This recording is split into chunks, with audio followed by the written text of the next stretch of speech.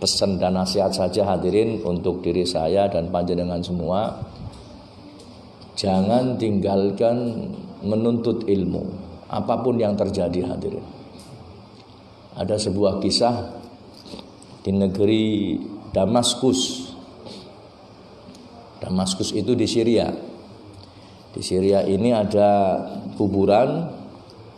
Dalam kuburan itu ada tukang gali kubur, al-haffar, tukang gali kubur.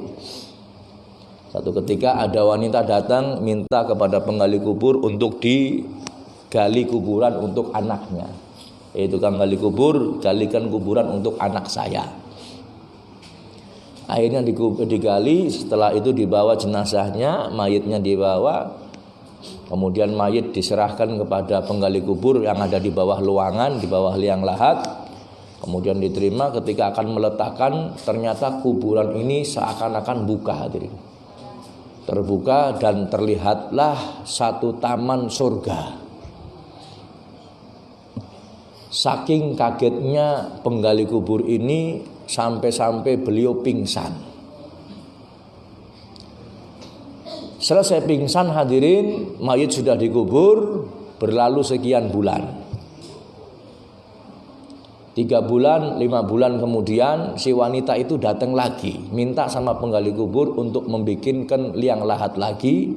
Ternyata yang mati adalah saudara dari yang pertama mati itu, mungkin adiknya atau kakaknya. Taruhlah adiknya sudah. Akhirnya digali lagi sama tukang gali kubur. Cuman kali ini ketika jenazahnya datang kemudian akan dikubur, dibuka lagi itu pintu taman surga, pintu alam barzahnya dibuka, dan dia melihat raudhah min riyadil jannah, satu taman dari taman surga.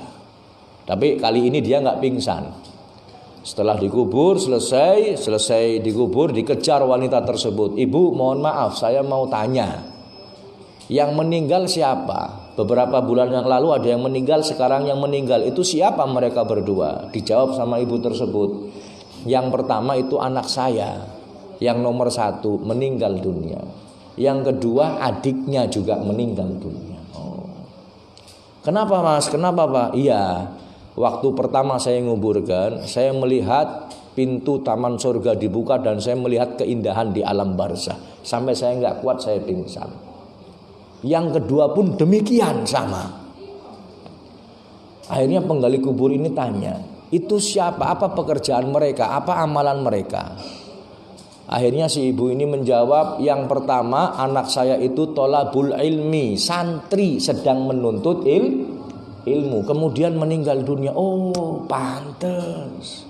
Yang kedua kok sama?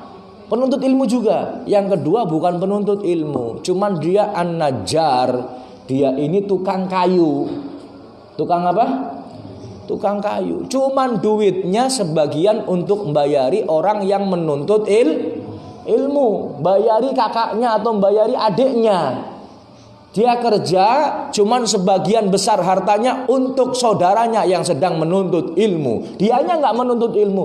Subhanallah, dua-duanya mendapatkan kemuliaan oleh Allah Subhanahu wa taala. Masih di alam barzah dibukakan raudhah min riyadil jannah, satu taman dari taman surga hadirin. Sampai akhirnya tukang gali kubur itu pensiun dini dari penggali kubur. Emang gali kubur ana pensiun ya hadirin? Lah ya. Cuman dia berhenti dari tukang gali kubur, kemudian menghadap ulama, ngomong, wahai syekh, wahai alim, saya mulai hari ini kepengin ngaji, kepengin menuntut ilmu. Umur kamu berapa? 50 tahun. Gak apa-apa 50 tahun, yang penting ajari saya ilmu agama. Diajari sampai dia menjadi ulama. Arane Syekh Abdurrahman Al-Haffar, Syekh Abdurrahman tukang gali kubur julukannya hadirin. Mulai saat itu dia suruh perintahkan keluarganya satu pun tidak ada yang boleh kerja, tidak ada boleh yang melakukan sesuatu kecuali menjadi santri menuntut ilmu agama atau berkaitan dengan menuntut ilmu agama. Nggak boleh semua, sampai akhirnya anak cucunya menjadi ulama semua. Shallu ala Nabi Muhammad. Jadi hadirin yang dirahmati Allah, jangan tinggalkan, kemuliaannya luar biasa. Bukan di dunia saja, bukan di akhirat saja, baina dunya wal akhirah, alam barzah pun hadirin Allah berikan kemuliaan. Kalaupun kita nggak bisa jadi orang alim, jadilah orang yang menuntut ilmu. Nggak bisa jadi orang yang menuntut ilmu, jadilah orang yang mendengarkan ilmu. Nggak bisa jadi orang yang mendengarkan ilmu, jadilah orang yang mencintai ilmu. Mendukung mereka, mendukung ilmu, mendukung santri, mendukung kiai, mendukung orang alim, mendukung dai, ya, ataupun mencintai mereka, minimal mendoakan mereka. Fala takun khamisan, jangan jadi orang yang kelima, fatahlik, maka kau akan binasa. Naudzubillahi min. Nggak bisa jadi orang alim, nggak apa-apa. Yang penting jadi santri, mendengarkan ilmu, bawa kertas, bawa kitab, nulis, ngapsai kitab. Nggak bisa jadi santri, mustami'an, jadi orang yang mendengarkan ilmu, jiping, ngaji, kuping. Nggak bisa jiping, minimal jadi orang yang cinta ilmu, cinta kiai, cinta orang alim, cinta santri. Ya, jangan jadi orang yang kelima. Ini bahaya. Wis ora dadi wong alim, ora dadi santri, orang rongokna ilmu, kok malah benci dengan ilmu. Naudzubillahi min dzalik. Nabi Muhammad yang mengatakan fatahlik, maka kau akan binasa.